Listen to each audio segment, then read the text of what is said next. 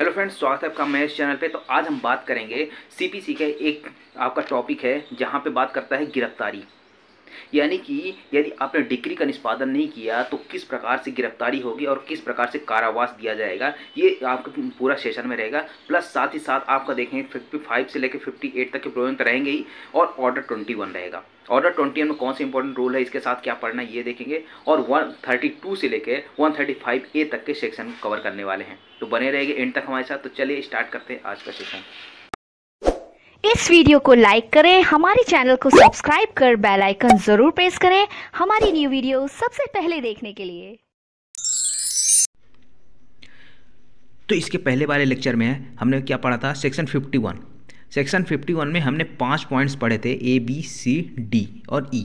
ठीक है, तो ये पांचों पॉइंट्स में हम 4 पॉइंट्स तो डिस्कस किए थे, लेकिन एक पॉइंट हमने छोड़ दिया था C नंबर का। C नंबर का पॉइंट क्यों छोड़ा था कि इसको हम डिटेल में आगे डिस्कस करेंगे, क्योंकि हमको इसमें 55 से लेकर 58 तक के प्रोविजंस के साथ पढ़ना है, और साथ ही साथ आपको क्या पढ़ना है, ऑर्डर 21 पढ़ना है, और 132 से लेकर 135A तक के प्रोविजंस भी आपको सेक्शन में यहाँ पे पढ़ने वाले हैं। तो चलिए अब इसको देखते हैं C नंबर का पॉइंट पूरा डिटेल में। सबसे पहले सेक्शन 55। अब जब सबसे पहले आप देखते हो कि अगर डिक्री का निष्पादन करना है, तो डिक्री के निष्पादन में अगर उसका जो निर्णय त्रीड़ी है यानी जजमेंट डेटर है, वो उसका एग्जीक्यूशन करने में विलम्ब करता है या फिर वो फरार हो जाता है, किसी भी तरह से डिक्री का निष्पादन नहीं हो पा रहा है, तो क्या किया जाता है, जो आपका जजमेंट डेटर है, ठीक है, JD इसको शॉर्ट में बोलेंगे, जजमेंट डेटर।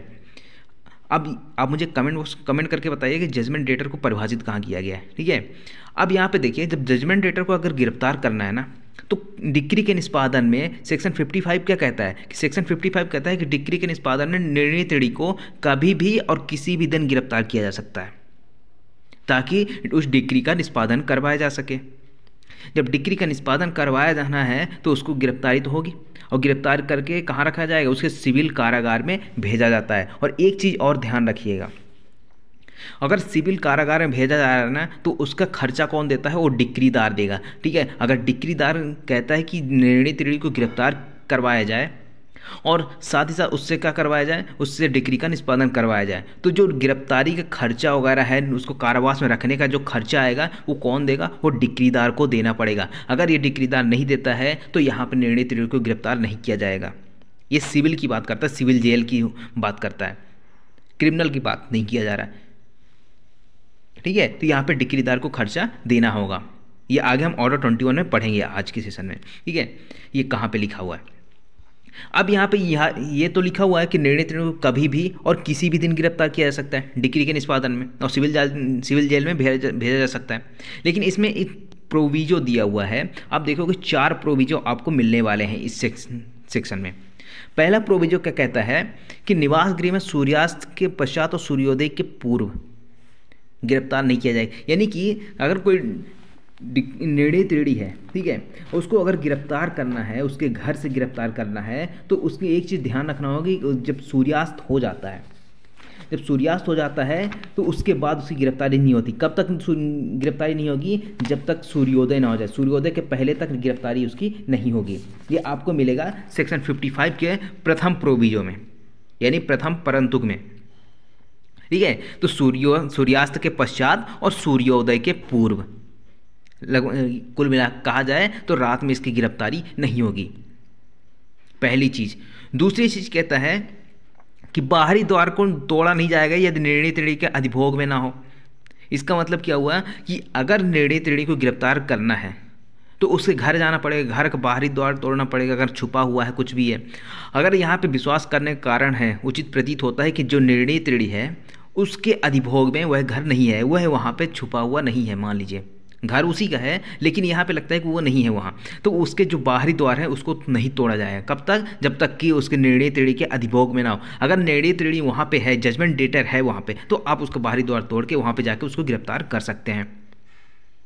दूसरी चीज, दूसरा परंतु क्या कहता है, तीसरा परंतु कहता है कि अगर किसी कमरे में ऐसी स्त्री बंधी हुई है जहाँ निर्णय त्रीड़ी भी है, ठीक है, एक घर बना हुआ है, इसमें 2-3 कमरे हैं, और एक कमरा ऐसा है जहाँ पे कोई ऐसी स्त्री रहती है जो रूढ़ियों में बंधी हुई है, रूढ़ियों में बधी हुई का मतलब कि जो देश की रूढ़ियाँ हैं उसके अनुसार वो लोगों के सामने नहीं आती है, अपना चेहरा नहीं दिखाती है, लोगों के सामने नहीं आती है रूढ़ियों का कस्टम्स के अनुसार।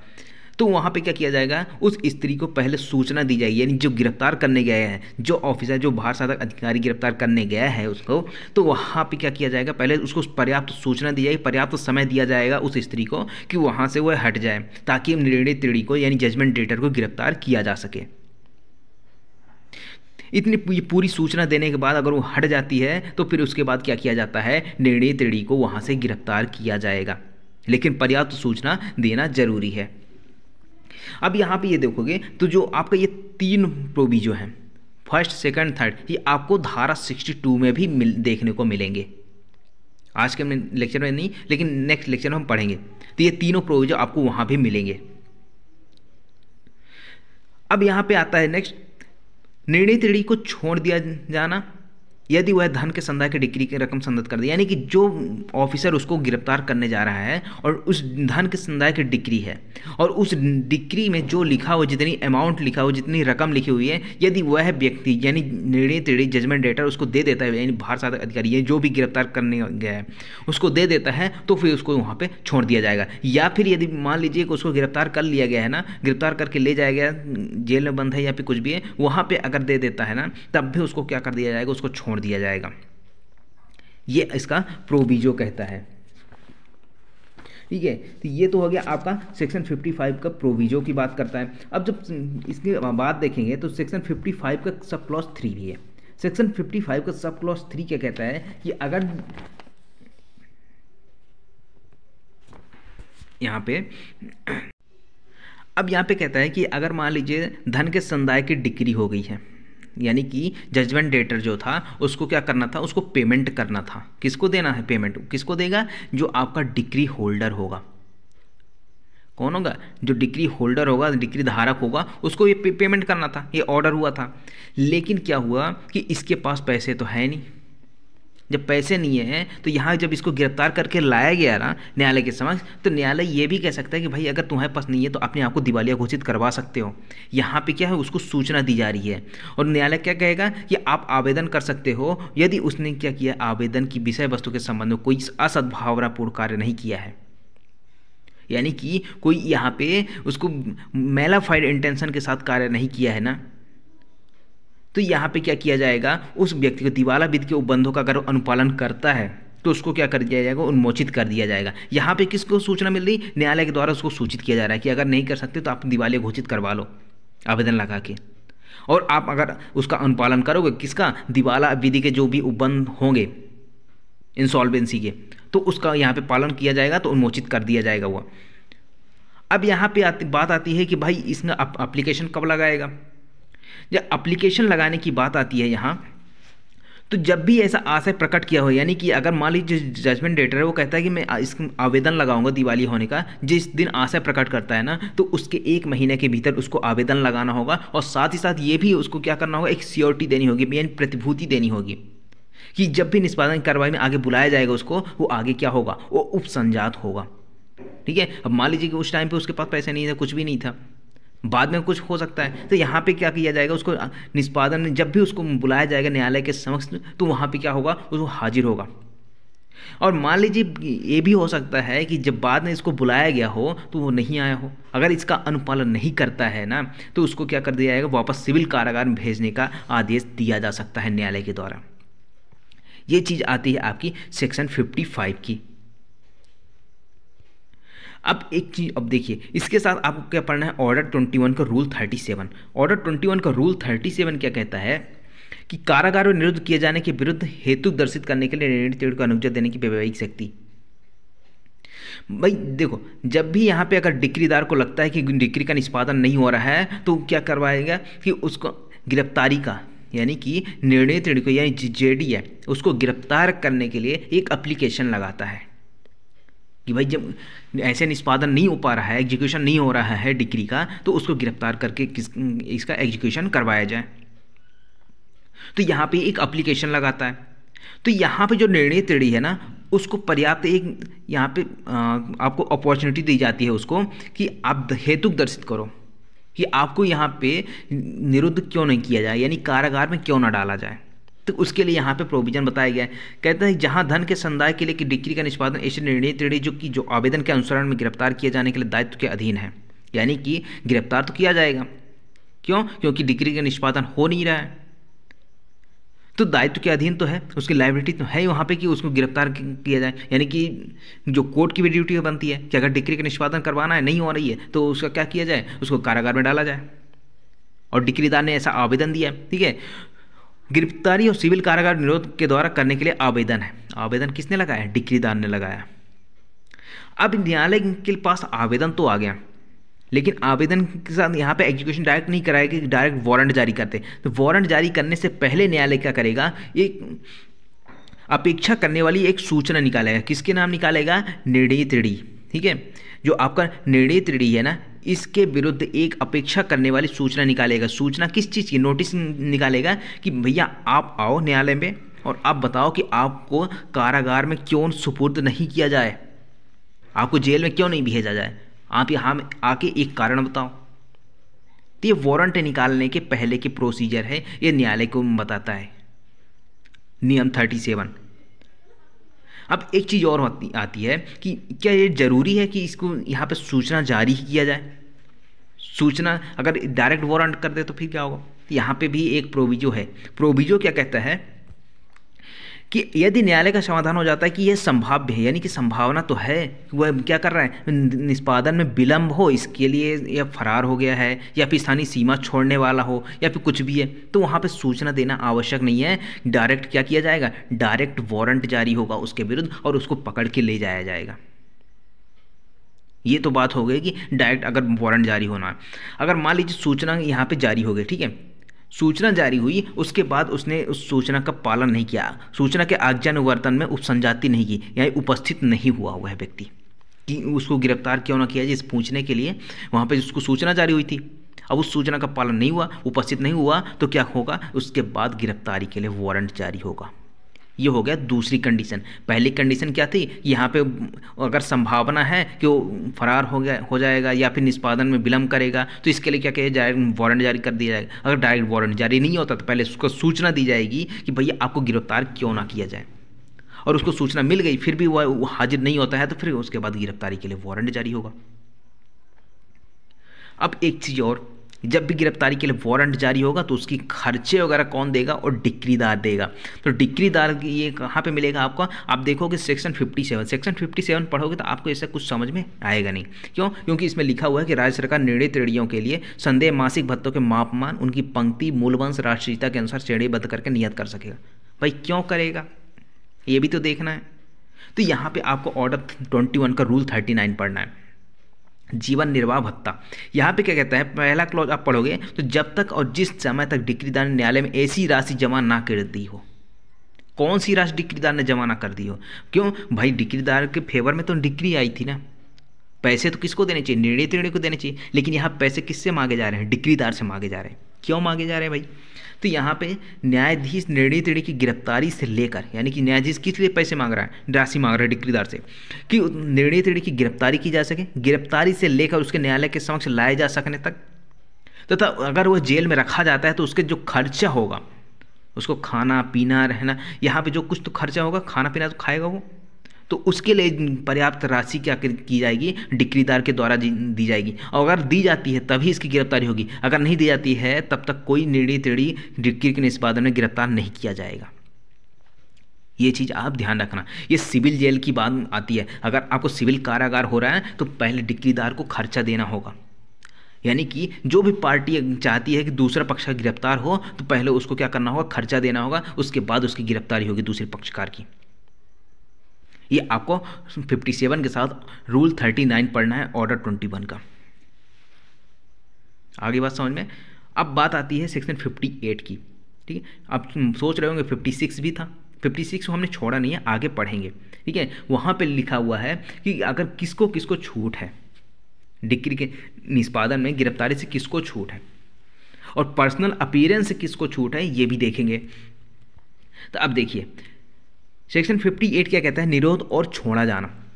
डिक्री की रकम कितनी होगी, और अगर उस व्यक्ति को गिरफ्तार करना है तो गिरफ्तार करके कितने महीने तक, कितने साल तक उसको रखना है जेल में, ये भी तो देखना है। तो डिक्री के निष्पादन निरोध की अवधि कितनी होगी? अगर मान लीजिए अगर धन के संदाय की डिक्री है वो कितनी है, 5,000 रुपये से अधिक की है।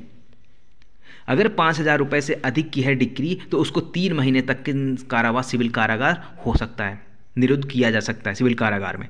3 महीने से ज़्यादा के यहाँ पे नहीं होगा। लेकिन अगर 2,000 रुपये से अधिक है डिक्री और 5,000 रुपये तक की है, यानी 2,000 से अधिक 5,000 से कम, 5,000 या उससे कम की है, तो यहाँ पे 6 सप्ताह तक का यहाँ पे क्या किया जाएगा, तो लगभग 1.5 महीने का इसको यहाँ पे कारागार में निरुद्ध किया जा सकता है। अब बात आती है कि अगर 2,000 से भी कम हो, 2,000 से भी कम होगा तो नॉट अप्लीकेबल, यहाँ पे कोई भी सिविल कारागार में उसको नहीं भेजा जाएगा। ये आपका सेक्शन 58 के 1A में बताया गया है।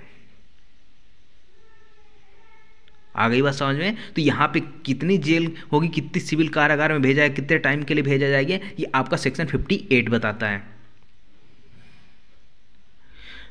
परंतु अब यहाँ पे एक प्रोविजन देखिए, परंतु क्या कहता है, परंतु डिक्री की राशि कारागार के भारसाधक अधिकारी को संदत्त किया जाता है तो निरोध के अवधि के अवसान छोड़ दिया जाएगा। अगर मान लीजिए 3 महीने की सज़ा हो गई, ठीक है, आपने डिक्री के निष्पादन में आपने अमाउंट जमा नहीं किया, यानी राशि नहीं दी किसको, डिक्री होल्डर को, तो आपको 3 महीने की या फिर मान लीजिए 2 महीने की उसको सिविल कारागार में भेजा गया। लेकिन जैसे ही भेजा गया उसको, उसके जैसे आज भेजा गया उसको सिविल कारागार में, और आज से लगभग 5 दिन बाद, मान लीजिए 5 दिन बाद उसने सारा पैसा दे दिया। किसको दे दिया? कारागार के भारसाधक अधिकारी को संदत्त कर देता है। तो वहाँ पे इस जो 2 महीने की सज़ा हुई थी ना, उससे पहले ही उसको छोड़ दिया जाएगा। जिस दिन देता है उसी दिन छोड़ दिया जाएगा, उसके 1 दिन बाद छोड़ दिया जाएगा। पूरे यहाँ प्रोसीजर जो भी होगा उसको फॉलोअप करके उसको छोड़ दिया जाएगा। भाई ऐसा नहीं है कि उसने दे दिया है, संदत्त कर दिया, पूरे पैसे दे दिए, फिर भी उसको 2 महीने तक की ही सज़ा होगी, ऐसा कुछ नहीं है, वो सज़ा माफ़ हो जाती है। भाई उसकी गिरफ्तारी क्यों हुई थी? ताकि उसको राशि दे सके, उसका डिक्री का निष्पादन हो सके। अगर उसने राशि पर्याप्त दे दी और डिक्री का निष्पादन हो गया तो फिर काय की सज़ा, उसको छोड़ दिया जाएगा वहाँ। ये चीज़ हम बात करते हैं। अब बात आती है गिरफ्तारी से छूट किसे है और कब है, ठीक है। तो गिरफ्तारी से छूट और साथ ही साथ पर्सनल अपीयरेंस से भी छूट आपको देखनी है कि कहाँ पर मिलती है। तो पहले तो सेक्शन 56 देखिए, 56 क्या कहता है, धन के डिक्री की निष्पादन में स्त्रियों की गिरफ्तारी या निरोध का निषेध। यानी कि यहाँ पे पूरी तरह से प्रोहिबिट कर दिया गया है कि अगर धन की डिक्री के निष्पादन है, ठीक है ना, डिक्री किसके लिए है, धन के संदाय के लिए है, और उस धन के संदाय के लिए डिक्री का निष्पादन नहीं हो पा रहा है, और वो डिक्री किसके विरुद्ध हुई है, किसी स्त्री के विरुद्ध हुई है, तो उस स्त्री की गिरफ्तारी नहीं की जाएगी, ऐसा कोई आदेश नहीं किया जाएगा गिरफ्तारी के लिए। ये ऐसा सेक्शन 56 में देखने को मिलेगा आपको।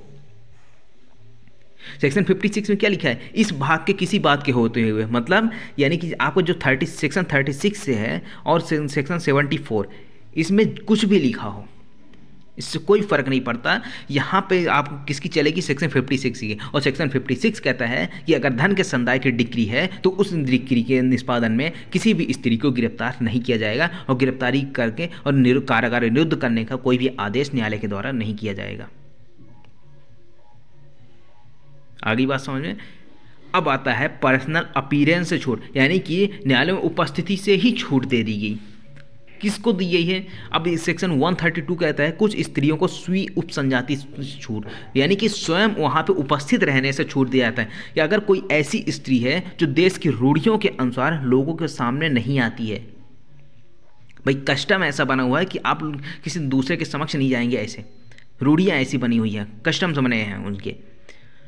तो यहाँ पे क्या है, ऐसी स्त्रियों को यहाँ पे छूट दी गई है, पहली चीज़। और दूसरी चीज़ कहता है कि अन्य व्यक्ति को भी छूट मिलेगी, और अन्य व्यक्ति में कौन कौन आएंगे, यहाँ पे आपको सेक्शन 133 कहता है कि निम्न को स्वयं उस उपसंजाति से छूट मिलेगी, यानी कि भारत का राष्ट्रपति हो, उपराष्ट्रपति हो, लोकसभा अध्यक्ष, संघ के मंत्री, सुप्रीम कोर्ट, हाई कोर्ट की न्यायाधीश हो गए, राज्यपाल हो गए राज्यों के, संघ राज्य क्षेत्र के प्रशासक, राज्य विधानसभाओं के अध्यक्ष हो गए, यानी जो विधानसभा होती है वहाँ के अध्यक्ष होते हैं, उनको भी छूट है कि आपको पर्सनल अपीयरेंस से छूट दी जाती है, आपको न्यायालय में आने की जरूरत नहीं है। जब भी एविडेंस लेना होगा तो आपके लिए कमीशन जारी हो सकता है, ठीक है, इनके लिए कमीशन जारी होता है। ये सारी जितने भी हैं, अगर इनकी गवाही होगी भी तो यहाँ पर डायरेक्ट न्यायालय में नहीं बुलाया जाता, इनके लिए कमीशन जारी होता है, उसके बाद वहाँ पे किया जा सकता है। ठीक है, राज्यों के मंत्री हो गए, उच्च न्यायालय के न्यायाधीश हो गए, और वे व्यक्ति जिन्हें इन धारा 87 खा यानी 87 बी लागू होता है, वहाँ पर ये सारे, इसमें क्या होगा, इनको पर्सनल अपीयरेंस से छूट रहती है।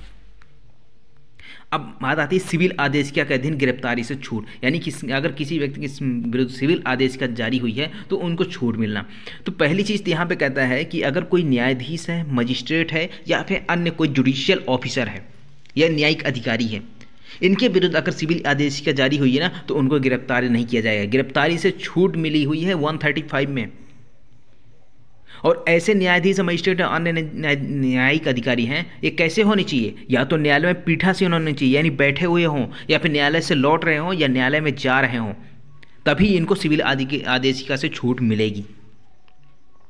और दूसरी चीज़ कहता है कि न्यायालय अवमान की आदेशिका से भिन्न, यानी कि न्यायालय की अवमानना है तब तो छूट नहीं मिलेगी, लेकिन इससे भिन्न अगर कोई सिविल आदेशिका है तो उसमें छूट मिलेगी। किसको मिलेगी? अगर कोई मामला चल रहा है न्यायालय में, तो उस मामले के पक्षकार को, साक्षी को, कोई विटनेस है, कोई प्लीडर है, मुख्तार है, राजस्व अभिकर्ता है आदि, जो भी मामले के अगर वहाँ पे पेंडिंग में है, वहाँ पे जाना है, पक्षकार को, साक्षी को जाना है, तो वहाँ पे क्या किया, सिविल आदेशिका के से उनको छूट मिलेगी, उनको गिरफ्तार नहीं किया जाएगा। ये दो चीज़ हो गई आपकी। अब तीसरा आता है आपका 135A। 135 में किसको? जो MP MLAs होते हैं उनको छूट तो मिली नहीं है, तो MP MLA को यहाँ पे छूट मिलेगी। तो 135A कहता है कि विधायी निकायों के सदस्यों को, यानी विधायी कौन होता है? जो लेजिस्लेटिव असेंबली वाले होते हैं, यानी जो कानून बनाते हैं, उनके लिए छूटें। सिविल आदेशिका के अधीन गिरफ्तार किए जाने के विरुद्ध किए जाने से छूट। अब कोई भी व्यक्ति, कौन सा व्यक्ति जो किसी संसद के किसी सदन का, किसी राज्य की विधानसभा या विधान परिषद का, किसी संघ राज्य क्षेत्र की विधानसभा का सदस्य हो, या फिर इन तीनों में से किसी की समिति का, यानी कि कमेटी का कोई सदस्य हो, तो जब ऐसी सदन चल रहा हो, चालू सत्र हो सदन का, तो उसके किसी अधिवेशन, बैठक या सम्मेलन के 40 दिन के पहले और 40 दिन के बाद तक इनको सिविल आदेशिका के अधीन गिरफ्तार और कारागार में निरुद्ध नहीं किया जाएगा। इनको प्रॉपर छूट मिली हुई है। सिर्फ सिविल आदेशिका की बात की जा रही है, ना कि क्रिमिनल मामले की बात की जा रही है यहाँ।